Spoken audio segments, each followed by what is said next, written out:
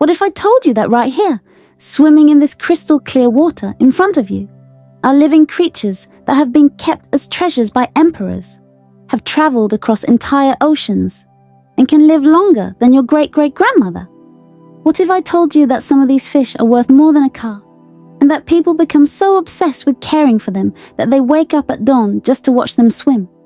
You might think I'm making this up, but look closer at the water. See that flash of orange and white gliding beneath the surface? That's not just a fish. That's a living piece of art that carries a story spanning centuries, continents, and countless human dreams. Welcome to the most amazing aquatic world you never knew existed. Welcome to the world of koi. 200 years ago, in a country called Japan, something magical happened in the muddy rice fields where farmers grew their food. These farmers had boring brownish-grey fish called carp that they raised to eat, kind of like how we raise chickens for dinner. But then nature decided to play the most beautiful trick in history. One day, a farmer reached into his pond and pulled out a fish that made him gasp. Instead of dull grey, this fish was bright orange and white, like someone had painted it with sunset colours. Another farmer found a fish that gleamed gold like buried treasure.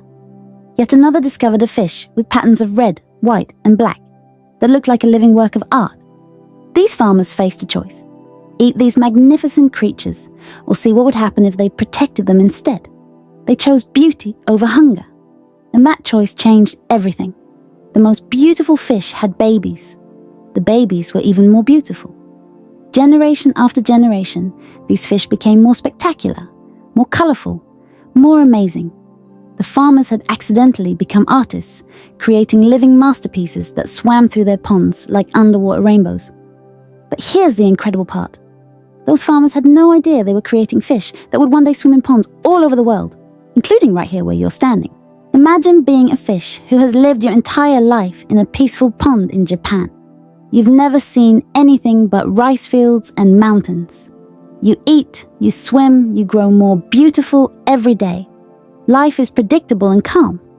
Then suddenly, you're gently caught and placed in a special bag filled with water and air.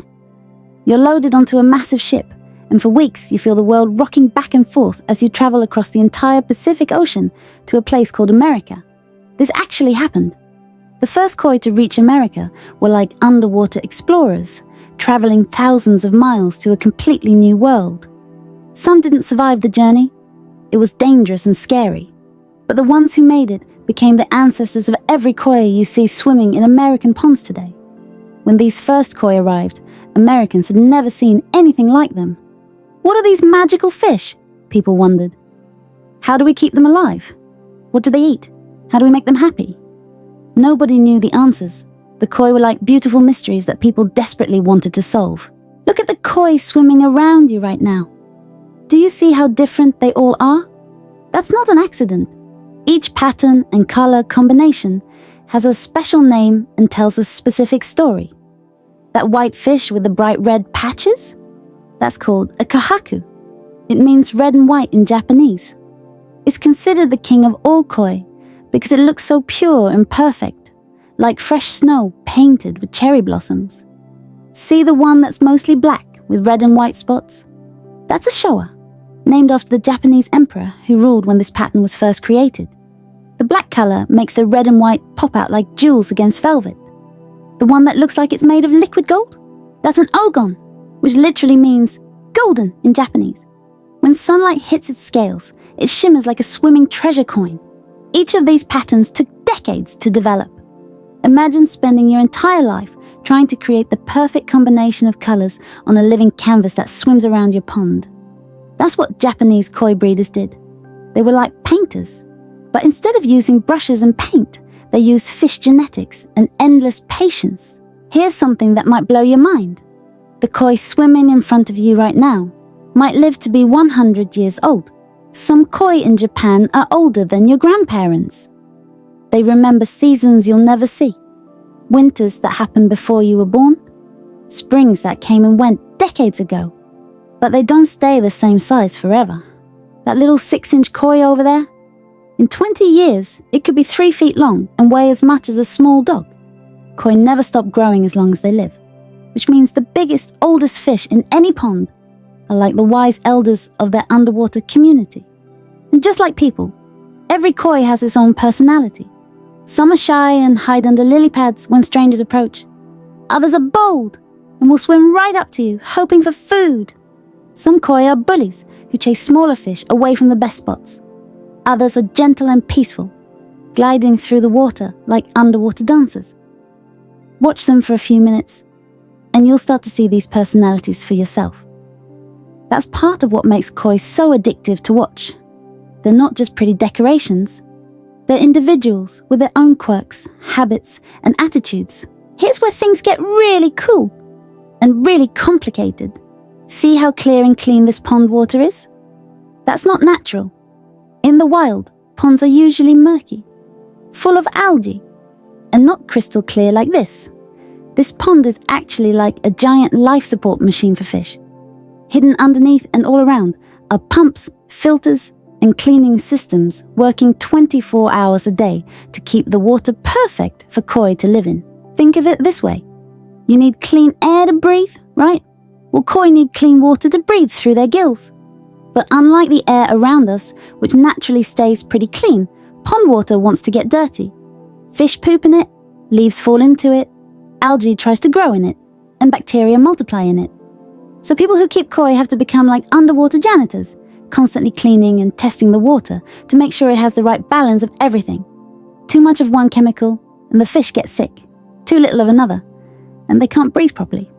The big machines humming quietly around this pond are doing jobs you can't see. Removing fish waste, adding fresh oxygen, killing harmful bacteria, and keeping the water temperature just right. It's like having an invisible army of helpers working around the clock to keep the koi healthy and happy. One of the most amazing things about koi is how they change with the seasons, almost like they're dancing to nature's rhythm. In winter, when the water gets cold, koi become like underwater bears, going into hibernation. They sink to the bottom of the pond, barely move, and stop eating completely. Their hearts slow down, their breathing slows down, and they enter a kind of dreamy sleep state that lasts for months. But when spring arrives and the water warms up, it's like watching the pond come back to life.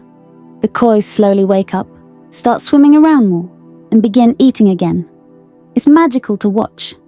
One day they're like sleeping logs at the bottom of the pond, and a week later they're actively swimming and begging for food.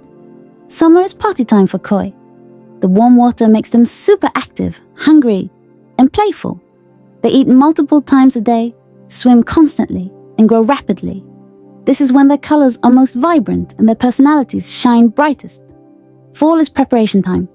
The koi eat as much as they can, building up fat stores for the long winter ahead.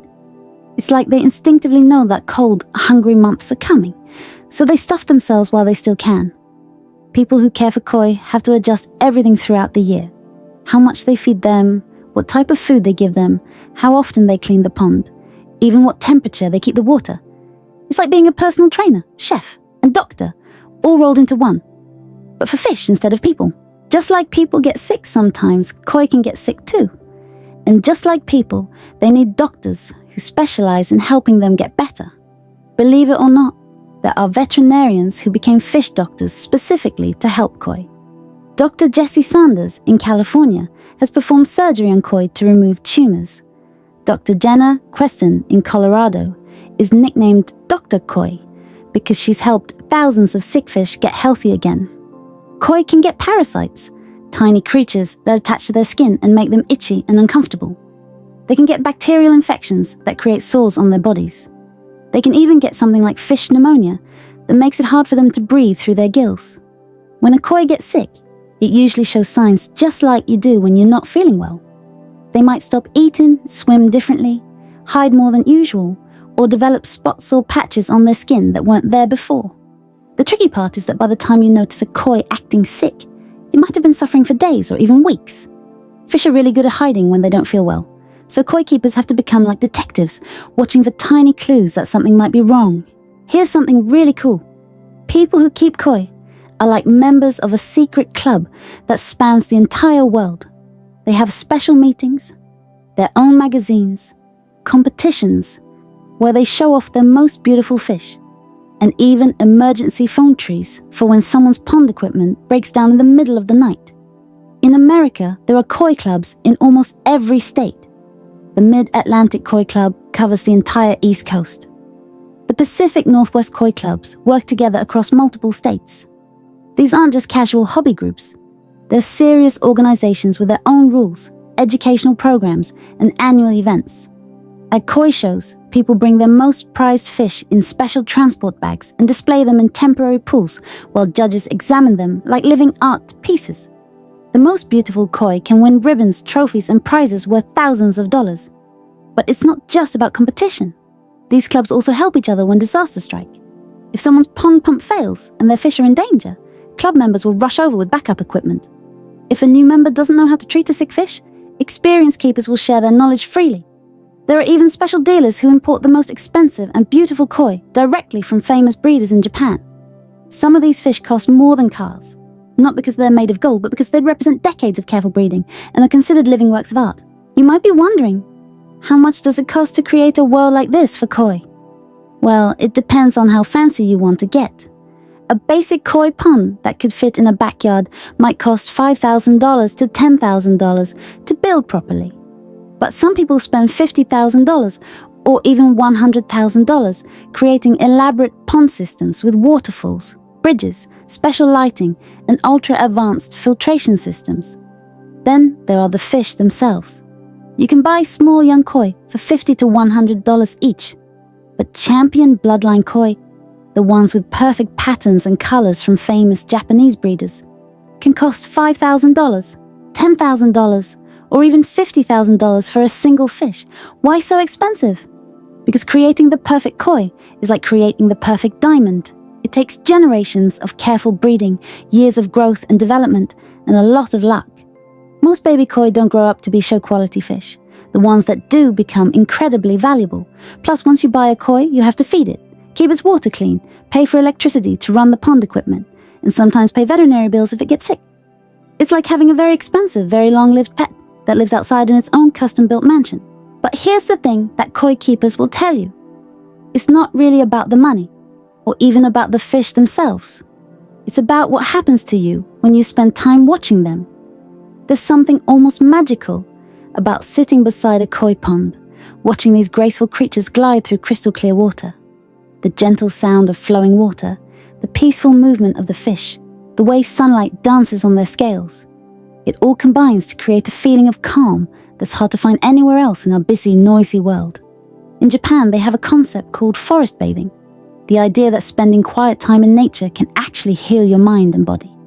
Koi watching is like that, but concentrated into a small, perfect space. Many people say that caring for koi taught them patience. You can't rush a fish to grow faster or force it to be more beautiful. You can only provide the best environment possible and then wait to see what happens. It's a lesson in accepting things you can't control while doing your best with the things you can. Others say their koi taught them about seasons and natural rhythms. When you have to adjust your fish care routine based on temperature changes and daylight hours, you become more aware of the subtle shifts in nature that most people never notice. As we finish our journey through the world of koi, here's the most amazing part of the whole story. Every single fish you see swimming in front of you carries the genetic legacy of those first brave carp who were deemed too beautiful to eat 2 centuries ago in Japan. Some of these fish might live to see the year 2100. They might outlive you, your children, and even your grandchildren. In a world where everything seems to change so fast, koi represents something permanent, beautiful, and peaceful. The farmers who first chose to preserve these colourful fish, instead of eating them, probably never imagined that their decision would create a worldwide community of people dedicated to caring for these living artworks. They couldn't have predicted that their fish would swim in ponds across America, Europe, and dozens of other countries. But that's exactly what happened. And now, standing here beside this pond, you're part of that story too. You've learned the secrets that connect you to Japanese rice farmers, American fish doctors, pond builders, water chemists, and thousands of other people who found something magical in watching these swimming jewels glide through perfectly maintained water. The next time you see a koi pond, whether it's in someone's backyard, at a restaurant, or in a public garden, you'll know that you're not just looking at pretty fish. You're looking at living history. centuries of human dedication to beauty, and creatures that represent one of the most successful partnerships between humans and nature ever created. And who knows? Maybe someday you'll decide to create your own pond, choose your own koi, and become part of this amazing, obsessive, wonderful world yourself. Because once you truly understand what these fish represent, it's pretty hard to resist their magic. If these living rainbows have captivated your imagination, imagine learning to create your own meditation gardens, discovering which plants can transform your daily wellness routine, and understanding the seasonal rhythms that connect flowing water to flowing energy in your own life. Hit that subscribe button while the wonder is still fresh in your mind, because gardens grow best when tended regularly. Wisdom deepens through consistent practice, and your journey into the serene intersection of ancient traditions and modern healing starts with this single magical step. Subscribe to Sakura and Stone, and let's discover the deeper healing together. Thanks for watching, and see you in the next video.